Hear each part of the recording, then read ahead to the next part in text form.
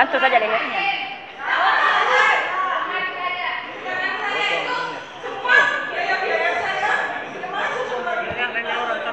Iya. Itu sana. Perasaannya setelah menjadi saksi di dalam tadi bagaimana? Alhamdulillah saya lega Pak. Saya lega sekali karena sudah mengungkapkan sejujurnya ya apa yang sudah saya rasakan. Itu aja saya lega sekali. Sampai tadi berdiri dalam sidang, kenapa? Kenapa Pak? Sampai menangis tadi di dalam. Oke, saya menangis itu Pak bukan saya buat-buat. Tidak ada sama sekali karena saya ingat jamaah saya aja. Jujur Pak, setiap saya ingat jamaah saya itu sedih.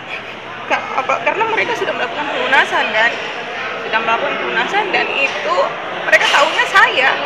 Padahal saya pun juga sudah melakukan pelunasan ke Abu Tur seperti itu. Mereka hanya tahu kan mereka hanya tahunya kan saya. Kalau ini yang akan berangkatkan kan